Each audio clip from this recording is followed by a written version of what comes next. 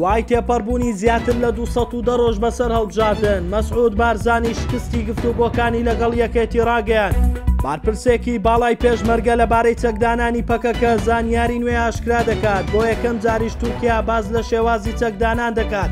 حکوومەتی هەرێم بەبێ ئەوەی هیچ داوایەک لە تورکیا بکات داوا لە پەکەکە دەکات سنووری هەرێمی کوردستان چۆڵ بکات. ئەمڕۆ مەسعود بارزانی لەبارەی پێکێنانی کابینەی دێم ڕایگەیاند سەردەمی 50 تێپەڕیوە و دەیانەوێ یەک حکوومەت و یەک هەرێم و یەک پێشمەرگە دروست ببێت. ناوبراو هەڕەشەی ئەوەشی کرد ئەگەر یەکێتی بەو داواکاریانە ڕازی نەبێت ئەوە دەیانەوێت دۆخی ئێستاوە خۆی بەردەوام بێت. ناسنا ژێرباری پێکێنانی هیچ جۆرە حکوومەت و فشارێک. ئەما لە کاتێکدایە زیاتر لە 210 ڕۆژ بەسەر هەڵبژاردنەکانی پەرلەمانی کوردستان کە لە 20 ئۆکتۆبەری ساڵی ڕابردوو ئەنجامدرا تێپەڕیوە و لەسەر دابەشکردنی پۆستەکان تاوەکو ئێستا حکوومەت پێک نەهاتووە و ئەگەری ئەوە هەیە بکەوێتە دوای هەڵبژاردننی پەرلەمانی عێراق.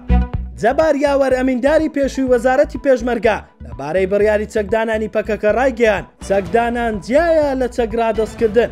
پەکەکە نەیوتووە من چەکرادەست دەکەم تەنها چەک دادەنێت. وتیشی وڵاتانی ئەوروپا بەتایبەت ئەمریکا و فەڕەنسا بۆ پرۆسەی ئاشتی لە دوای بڕیارەکەی کۆنگرەی 12 قەندیل بۆ چەکدانان لەسەرخەتن. هاوکات ئاژانسی ئەنادۆڵ لە زاری وەزارەتی بەرگری تورکیاوە سەبارەت بە پرۆسەی چەکدانانی پەکەکە ڕایگەیاند بە هەماهەنگی لەگەڵ موختەباکانی وڵاتانی ناوچەکەدا لەلایەن یەکە پەیوەندیدارەکانی دەوڵەتەکەمانەوە میکانیزمێک لەبارەی ڕادەستکردنی چەکەکان دادەنرێت.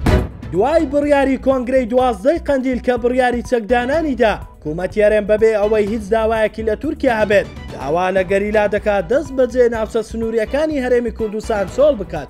عەلی تەتەر پارێزگاری دوهۆک ڕایگەیاند بەهۆی شەڕی 38 ساڵەی پەکەکە و سوپای تورکیا بێبەش بووم لە بینینی گوندەکەی خۆم. 30% گوندەکانی سنووری پارێزگای دوهۆک بەهۆی شەڕەوە چۆڵ کراون. ناوبراو وتیشی داوا لە پەکەکە دەکەم سنووری پارێزگای دوهۆک چۆڵ بکات.